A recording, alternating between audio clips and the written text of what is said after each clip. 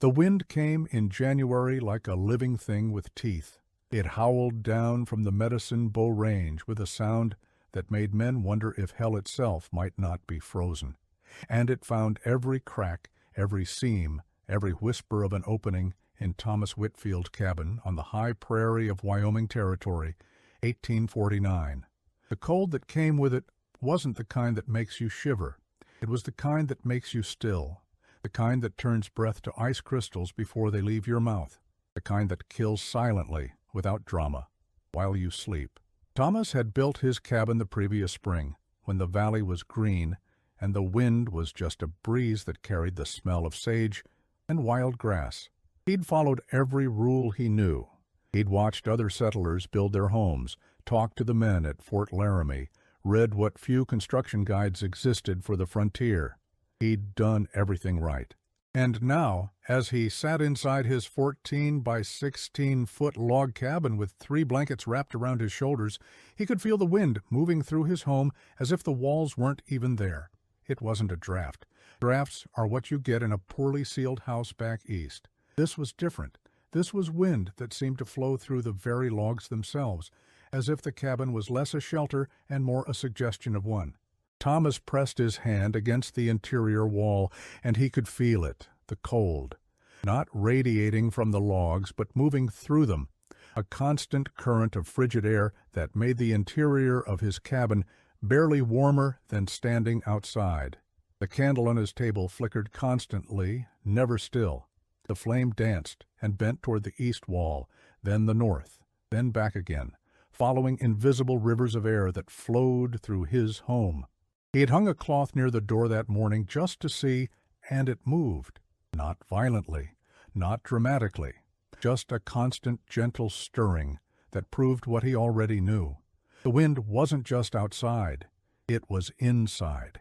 It had always been inside, and it was only the first week of January. Thomas Whitfield was 32 years old, a carpenter by trade who'd left Pennsylvania with dreams of land, of building something that was his, of making a life where a man's work meant something permanent. He wasn't a mountain man or a trapper. He wasn't someone who lived wild and moved with the seasons. He was a settler, a builder, someone who put down roots. His cabin was supposed to be the first step toward a ranch, toward cattle, toward a future. Instead, it was becoming his tomb. The first night of the deep cold, he'd burned through a week's worth of firewood trying to keep warm. The second night, he'd worn every piece of clothing he owned to bed and still woke up shaking. By the third night, he'd begun to understand that this wasn't a problem he could outlast. The winter had just begun. This was January. February and March still lay ahead. And the wind never, ever stopped. When Thomas had built his cabin, he'd done everything the way it was supposed to be done. Every settler knew the method. Every guidebook described it. You found good straight logs, preferably pine or spruce, and you notched them at the corners. The most common technique was the saddle notch, a half-round cut that let one log sit snugly on top of another. You stacked them up, let gravity and weight hold them together, and you had your walls. Simple, time-tested, the way it had been done for generations. For the gaps between the logs, you used chinking, a mixture of mud, clay, and whatever fibrous material you could find. Grass, moss, even animal hair. You packed it tight into the spaces, creating a seal against the weather. Then, for extra protection, many settlers added daubing on the outside, a plaster-like coating that hardened and added another layer of defense. Thomas had done all of this. He'd spent days mixing his chinking, working it carefully into every visible gap. His cabin looked solid. From the outside, it appeared as weatherproof as any structure in the territory, but the wind didn't care what things looked like. The problem, Thomas began to realize, wasn't what he could see. The logs themselves, no matter how carefully fitted, were never truly flush against each other. Wood isn't uniform. A log might be slightly twisted, might have a subtle curve, might be thicker on one end than the other. Where one log rested on another, there were microscopic channels, tiny pathways that human eyes couldn't see but wind could find. And wind, Thomas learned, was patient. It didn't need a visible gap. It needed only the smallest opening, and it would push through, molecule by molecule, filling his cabin with the merciless cold of the Wyoming winter. The chinking, he discovered, was even worse. In the moderate temperatures of spring and summer, it had seemed perfect, solid, protective, but wood moves with temperature. As the deep cold set in, the logs contracted, shrinking imperceptibly but significantly. The chinking, now held between logs that had pulled slightly away from their summer positions, developed fractures. Some were visible, thin cracks that spider-webbed across the surface. Others were internal invisible failures in the structure of the dried mud that created channels for air to pass through. And even where the chinking remained intact, it had a fundamental problem. It was porous. Dried clay and mud and grass created a matrix that was more like a sponge than a barrier. Not a sponge for water, but a sponge for air. The wind found these pathways, and it exploited them, flowing through the walls like water through sand. Thomas had talked to other settlers, and they all reported similar problems. Cold cabins, constant drafts, enormous amounts of firewood consumed trying to heat spaces that couldn't hold warmth. Most accepted it as the price of frontier life. It's just how winter is out here, they'd say, different from back east. Ybor. They built bigger fires, wore more clothes, and tried to survive until spring. Some did, some didn't. There were stories, though most men didn't like to tell them, of settlers found in their cabins after particularly brutal cold snaps, found frozen, with their fires burned out, having lost the battle against the relentless extraction of heat from their homes. The wind, combined with the cold, created something worse than either alone. It created an environment where survival became a mathematical problem. How much heat could you generate versus how much the wind pulled away? And for how long could you keep that equation balanced? Thomas understood, sitting in his cabin with the candle flame dancing its endless dance, that he was on the wrong side of that equation. The stakes weren't just discomfort. Thomas had brought supplies for the winter, yes. Flour, salt pork, dried beans, coffee. He had traps and could hunt when weather permitted, but every calculation he'd made was based on normal consumption of resources. He hadn't anticipated that he'd need 3 times the firewood he'd stored. He hadn't anticipated that he'd have to burn his fire so hot and so constantly just to keep the interior temperature above freezing. By the second week of January, he'd already burned through 1/3 of his wood supply. He did the arithmetic in his head, and it was brutal. At this rate, he'd be out of fuel by early February. And then what? Burn his furniture? Burn the wooden tools he'd brought?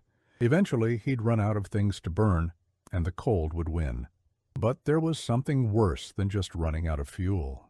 The constant battle against the wind was exhausting him. He couldn't sleep properly because the cold woke him every few hours. He couldn't rest because he was always managing the fire, always adding wood, always trying to maintain that impossible balance. His body was wearing down. He'd lost weight. His hands shook even when they were warm. He was entering a spiral where his own diminishing strength would make him less able to gather more wood, less able to hunt, less able to do the basic work of survival. And the wind never slept.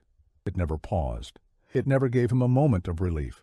Every second of every day, it was there, flowing through his walls, stealing his heat, pushing him incrementally closer to failure.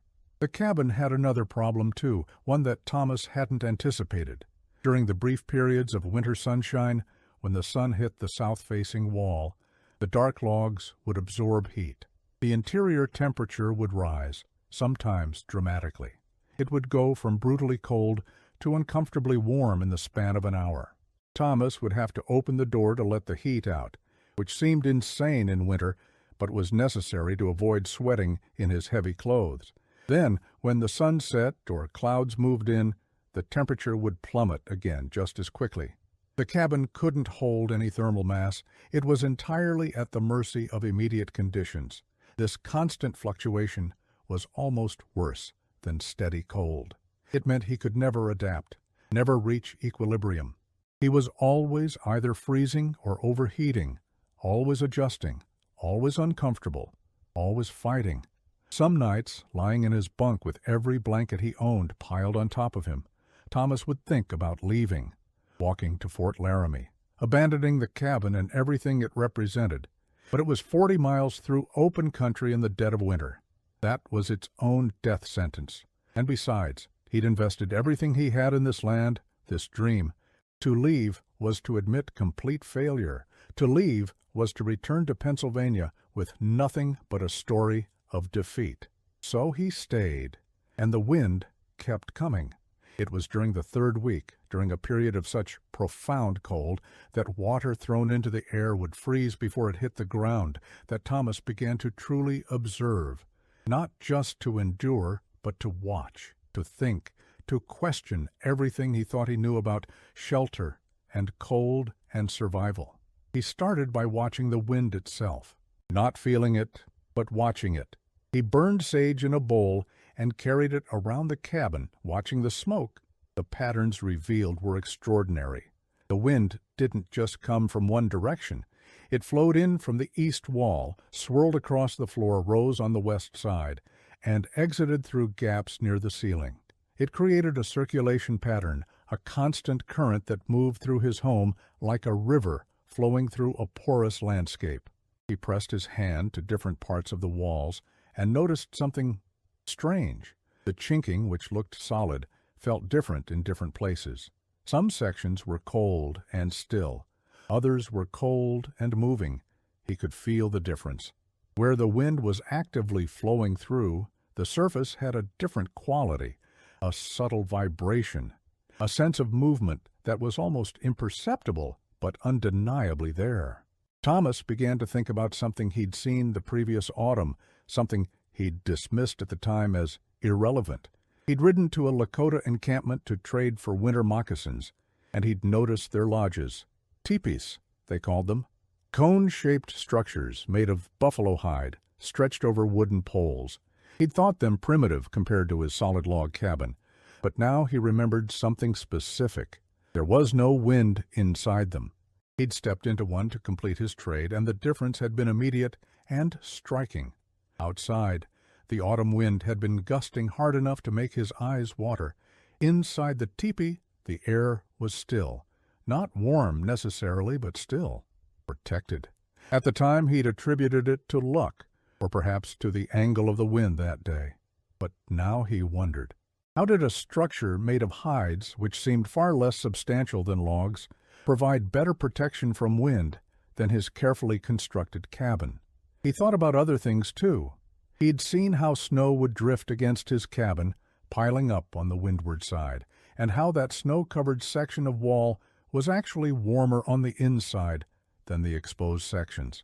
The snow, he realized, was acting as insulation, not because it was warm, but because it was still. It stopped the wind from flowing through. One morning, after a particularly brutal night, Thomas was outside splitting wood when he noticed something odd about the ice that had formed on the exterior wall.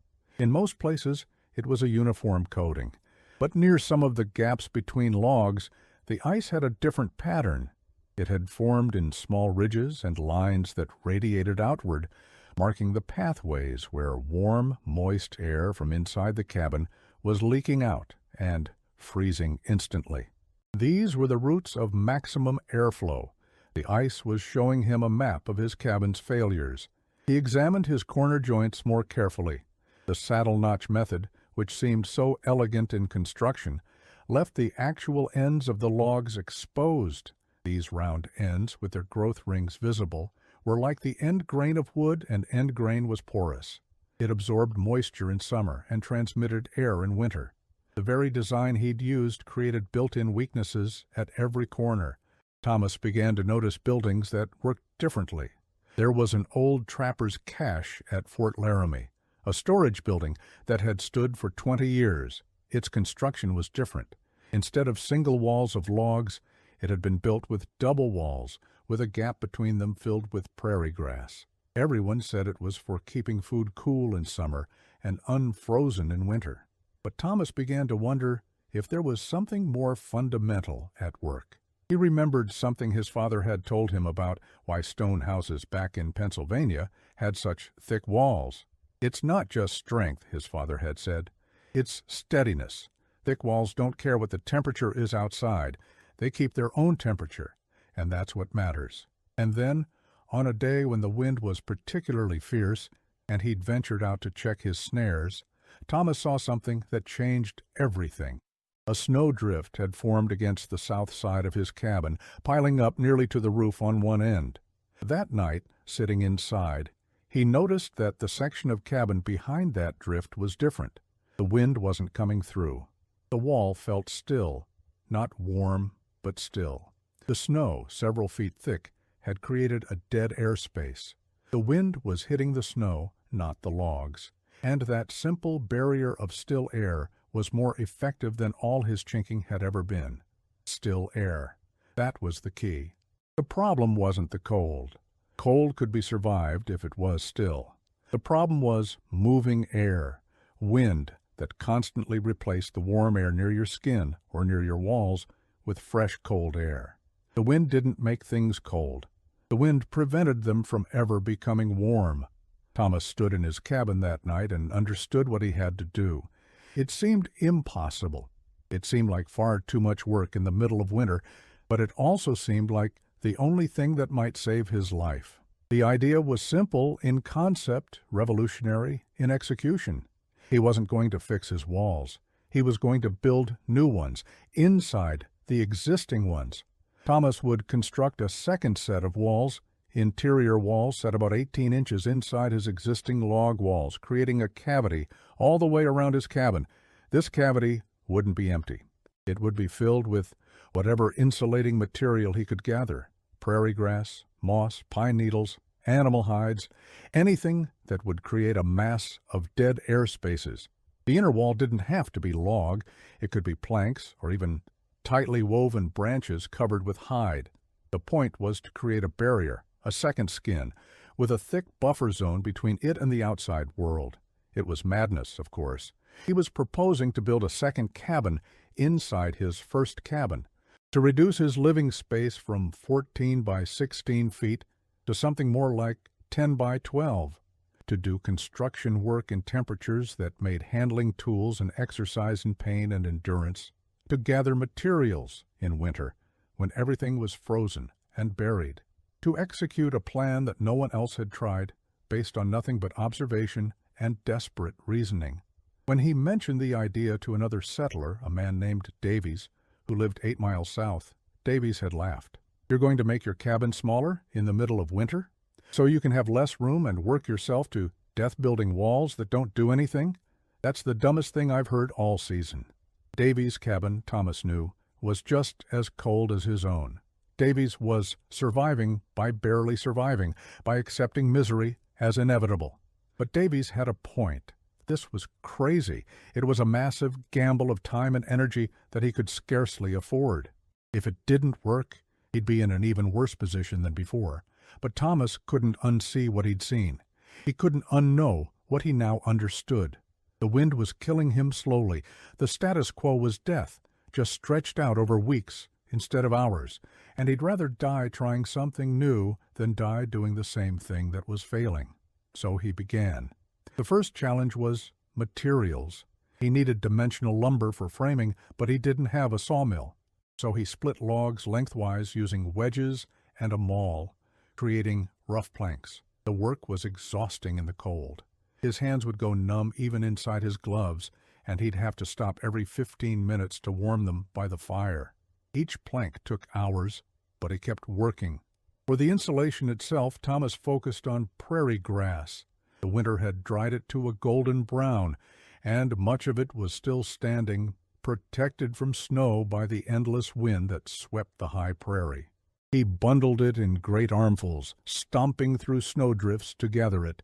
He collected moss from the north sides of rocks. He even purchased 2 old buffalo hides from a trader at the fort, hides that were damaged and unsuitable for clothing, but perfect for his purpose. The interior wall construction began with a frame. Thomas built it like a skeleton, vertical posts every 3 feet connected by horizontal members. He set the entire frame 18 inches inside his existing walls, creating that crucial cavity. The posts didn't need to be structural. The original cabin was holding up the roof. They just needed to support the inner wall surface. Then came the insulation. He started at the bottom and worked up, packing the cavity with prairie grass, not loosely, tightly compressed, creating a dense matrix of stems and air pockets. Every few inches, he'd compress it further, adding more, packing it until the cavity was so full that no loose air could circulate within it. In some sections, he layered in moss, creating bands of different materials. At the corners, where the most wind had been entering, he packed the spaces extra tight and added strips of buffalo hide as additional barriers. For the inner wall surface itself, Thomas did something clever. He didn't try to create a solid surface. Instead, he made it from overlapping planks positioned at a slight angle, like the clapboards on a house back east. This served two purposes. First, it was faster and used less material than trying to create a tight, flush surface. Second, and more importantly, the overlapping design meant that even if air tried to penetrate one plank, it would hit the back of the overlapping plank above or below it. There was no straight path from outside to inside. The air would have to navigate a labyrinth, and each turn would slow it down, trap it, stop it. The work took 12 days. 12 days of working until his muscles screamed and his hands bled through his gloves. 12 days of questioning whether he was destroying his cabin rather than saving it.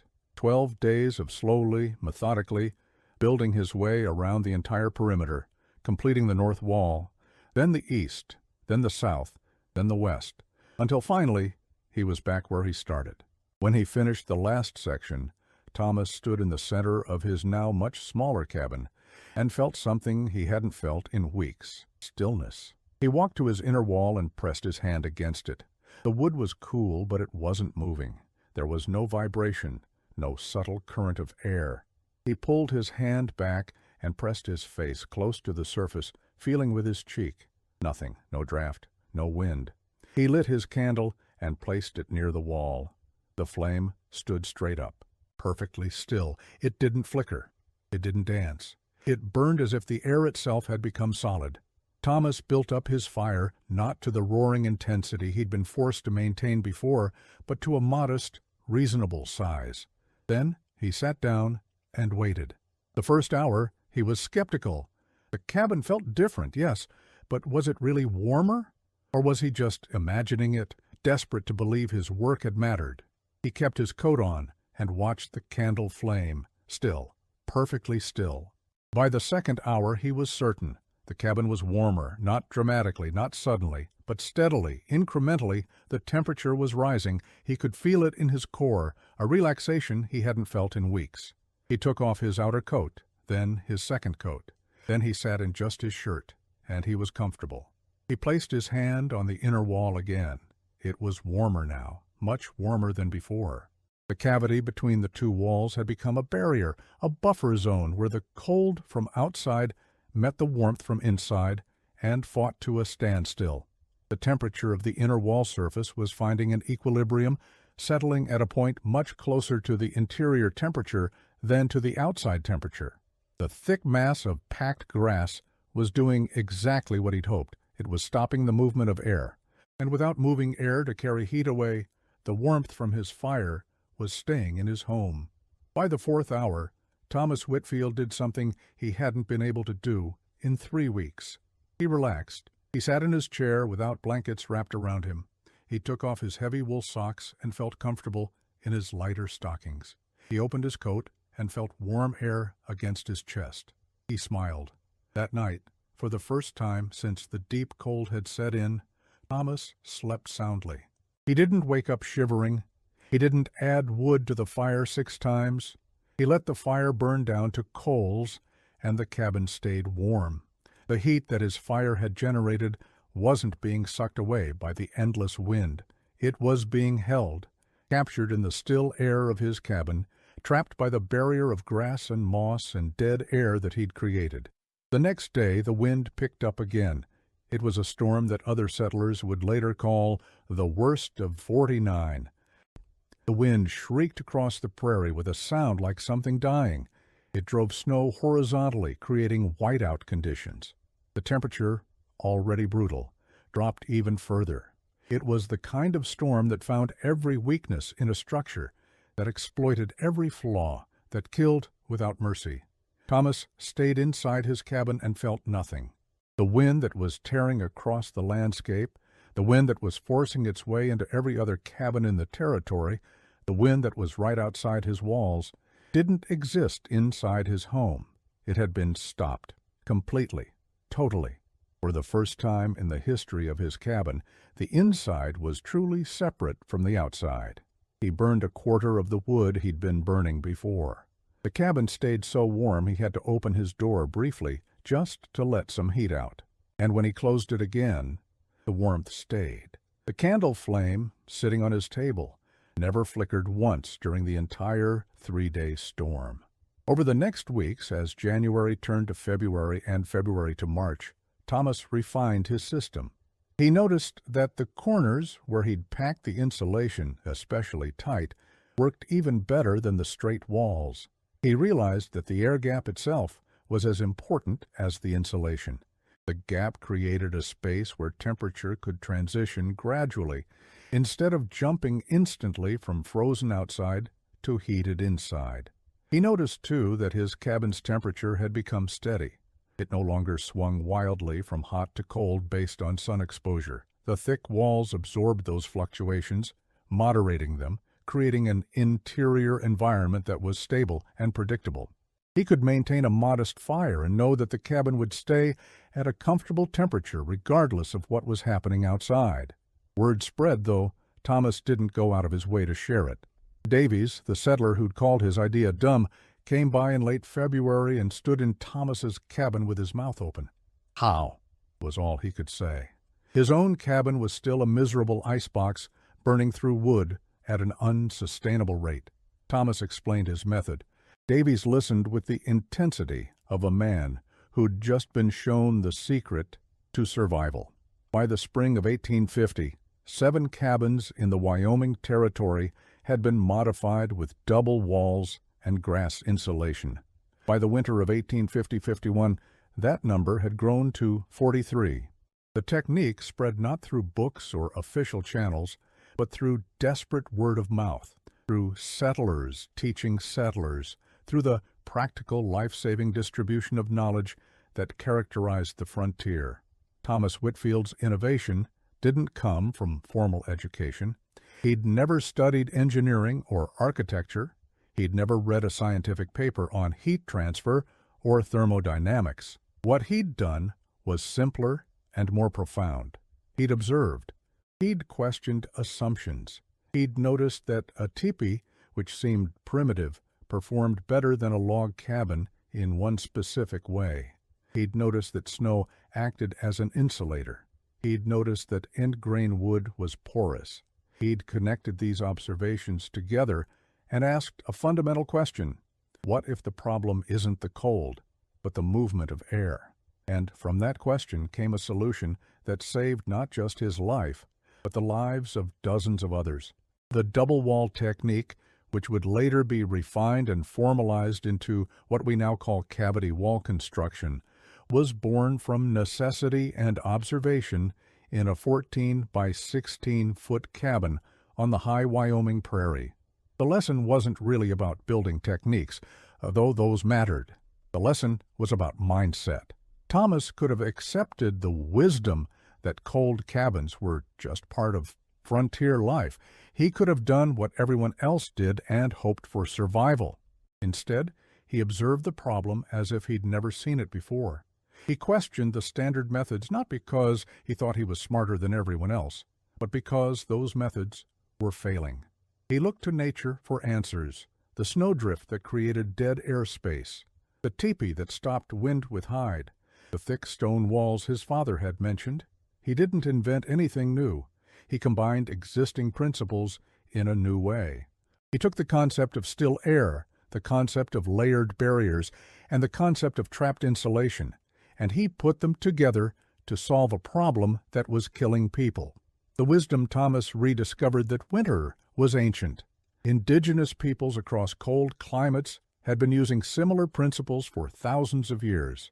Double-layer clothing that trapped air between layers, earth berms and sod roofs that created thermal mass, structures designed not just for strength, but for stillness of air. But this knowledge had been lost or ignored by settlers who brought their own assumptions about how buildings should work, assumptions based on climates and materials that didn't match the realities of the frontier.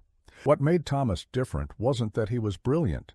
It was that he was willing to see, to truly see, to look at his failure and ask why, instead of just enduring it. To notice the small details, the pattern of ice, the behavior of smoke, the warmth behind a snowdrift, and to follow those observations to their logical conclusions. The double-wall cabin technique spread throughout the Western territories in the 1850s. It evolved.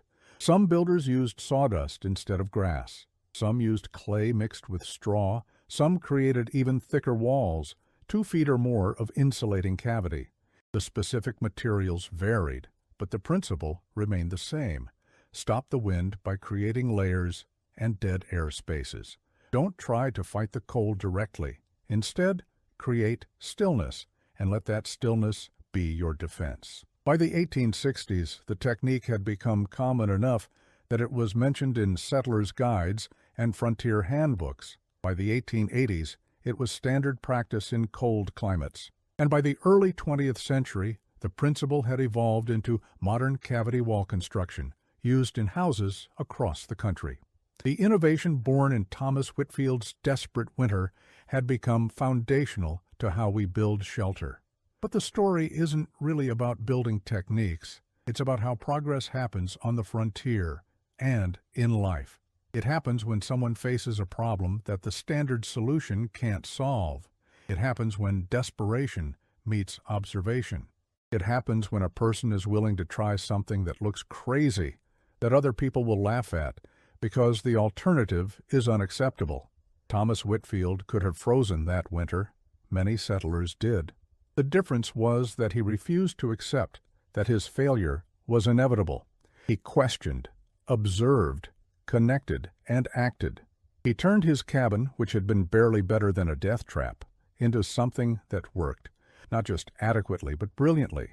Not just for himself, but as a model for others.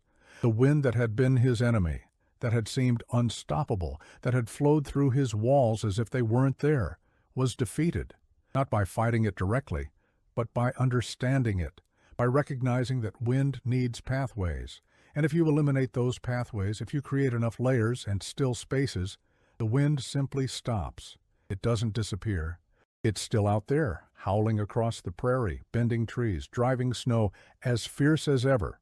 But inside there is stillness. Inside, there is warmth. Inside, there is survival. That stillness, that simple state of unmoving air, was the trick that saved Thomas Whitfield. It wasn't magic. It wasn't luck. It was understanding. And once understood, once proven, it couldn't be forgotten. The knowledge spread because it worked, and it worked because it was built on observation of how the natural world actually functions, not on assumptions about how it should function.